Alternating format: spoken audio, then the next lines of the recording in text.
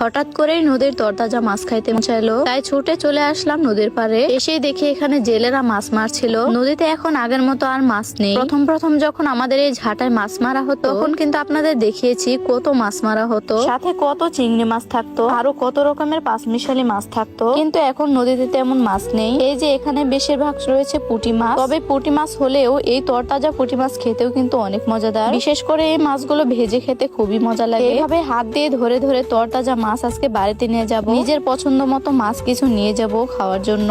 এই যে আজকে এই কয়টা মাছই পেয়েছে জেলেরা, আর কোনো মাছ পাইনি। এরপর এখান থেকে কিছু মাছ আমি বাড়িতে নিয়ে আসছিলাম। মা এখানে মাছগুলো কুটে নিচ্ছে। এখানে ছিল কালীবাউস মাছ, টাটকিনি মাছ আর পুঁটি মাছ ছাড়া আর কোনো মাছ ছিল না। তবে নদীর এইসব মাছ খেতেও কিন্তু অনেকটা মজা লাগে। এই মাছগুলো আমি নিজে হাত দিয়ে ধরে তারপরে নিয়ে আসছি। পানি থেকে নিজের হাত দিয়ে মাছগুলো ধরেছি আমি। মাছ ধরতে আমার কেন জানি অনেক ভালো লাগে। এই তো মাছগুলো কাটা শেষ। এবার মা ভালোভাবে মাছগুলো ধুয়ে নিচ্ছে। মাছ ধোয়া হয়ে গেলে এবার রান্নার কাজ শুরু করে দেবে। এইগুলো দিয়ে আজকে মাছ রান্না করা হবে। মাছগুলো কাটার পরে সবজিগুলো কেটে নিয়েছিল মা। এর পাশাপাশি ভালোভাবে মাছগুলো ধুয়ে নিচ্ছে। যতক্ষণ না মাছ থেকে স্বচ্ছ পানি বের হয়ে আসে ততক্ষণ মা ধুয়ে নেবে। আর একটা একটা করে ভালোভাবে ধুয়ে নিচ্ছে যাতে কোনো আঁশ না লেগে থাকে। এই তো মাছগুলো ধোয়া শেষ। এবার রান্নার কাজ শুরু করে দেবে। তারপর এখান থেকে কিছু মাছ রেখে দিচ্ছে ফ্রিজে রাখার জন্য। ওইগুলো আবার অন্যদিন রান্না করা হবে। এরপর এখানে পেঁয়াজ কাঁচামরিচ সবকিছু কেটে নিল। আজকে মাছগুলো আলু আর পটল দিয়ে রান্না করা হবে। আর আগে এখানে মাছগুলো ভাজার জন্য লবণ, হলুদ, মরিচ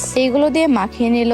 আজকে মাছগুলো ভেজে তারপর রান্না করা হবে। এমনিতে নদীর তরতাজা মাছ কষিয়ে রান্না করলে বেশি মজার হয়, কিন্তু সবজি দিয়ে রান্না করবে যার কারণে মাছগুলো ভেজে নিচ্ছে। বাড়ির পাশে একটা পটল গাছ ধরেছিল, ওইখানে দুইটা নাকি তিনটা পটল ধরেছিল। তাই মা ওখান থেকে পটলগুলো ছিঁড়ে এনেছিল মাছ দিয়ে রান্না করার জন্য। এই তো মাছগুলো হালকা ভেজে নামিয়ে নিয়েছে। এরপর কড়াইতে তেল দিয়ে তারপর এখানে পেঁয়াজ দিয়ে দেওয়া হলো, অল্প একটু জিরে দিয়ে দিল। এবার আবার একটু নাড়াচাড়া করে ভেজে নিচ্ছে পেঁয়াজগুলো। এবার আলু আর পটলগুলো দিয়ে দিচ্ছে। আপনারা নিশ্চয়ই ভাবছেন পটল এত কম কেন? আমাদের গাছে তিনটা পটলে ধরেছিল, যার কারণে তিনটা পটলে ছিঁড়ে নিয়ে আসছে রান্না করার জন্য। সাথে এখানে অনেকটা পরিমাণ আলু দিয়ে দেওয়া হলো। এইগুলো দিয়ে আজকে নদীর মাছ রান্না করা হবে। এবার এখানে কাঁচা মরিচ দিয়ে দিল, পরিমাণ মতো লবণ, আদা বাটা, হলুদের গুঁড়ো, মরিচের গুঁড়ো, সাথে দিয়ে দিবে ধনিয়া গুঁড়ো। এই সব মশলা দিয়ে এবার সবজিগুলো কষিয়ে নেবে কিছুক্ষণ। নদীর তরতাজা মাছ যেভাবে রান্না করা হোক না কেন সেইভাবেই কিন্তু অনেক মজাদার হয়। এখানে অল্প একটু পানি দিয়ে আবার মা কষিয়ে নিচ্ছে। আলুগুলো কষানো হয়ে গেলে এবার এখানে মাছ দিয়ে দিল। মাছ দিয়ে এবার এখানে পরিমাণ মতো পানি দিয়ে দিবে। তারপরে কিছুক্ষণ রান্না করে নেবে। মা যখন তরকারি রান্না করছিল ওই সময় একটা পার্সেল চলে আসে আমার সামনে। যেহেতু আবার ঈদ চলে আসছে, আমি এখন থেকে ড্রেস অর্ডার করা শুরু করে দিয়েছি। অনলাইনে এই ড্রেসটা দেখে আমার খুবই পছন্দ হয়েছে। আমি এই ড্রেসটা অর্ডার করেছি। আর ড্রেসটা পাওয়ার সাথে সাথে আমার মনটা অনেক ভালো হয়ে যায়। এই ড্রেসটা পরলে কেমন লাগবে এটা দেখার জন্য আমি আজকেই পরে নিয়েছি। যেহেতু এখন গরমের সময় তাই আমি সুতি ড্রেসগুলো বেশি পছন্দ করি এখন, তাই সুতি জামাগুলো আমি বেশি পরি। যাই হোক, এই ড্রেসটাতে আমাকে কেমন লাগছে সবাই কিন্তু কমেন্টে জানাবে। আমার কাছে কিন্তু খুবই ভালো লেগেছে। আর দাম অনুযায়ী কোয়ালিটি অনেক অনেক ভালো। মাত্র 850 টাকায় এই ড্রেসটা আমি অর্ডার করেছিলাম। এবার বলি এই ড্রেসটা আমি কোন পেজ থেকে নিয়েছি। এই ড্রেস আমি অল আইটেম কালেকশন এই পেজ থেকে নিয়েছি। এই পেজে সবগুলো ড্রেসই অনেক কোয়ালিটি ফুল আর অনেক কম প্রাইসের মধ্যে পেয়ে যাবেন আপনারা। এবার এদের তো আমি এখান থেকে মার্কেট করব।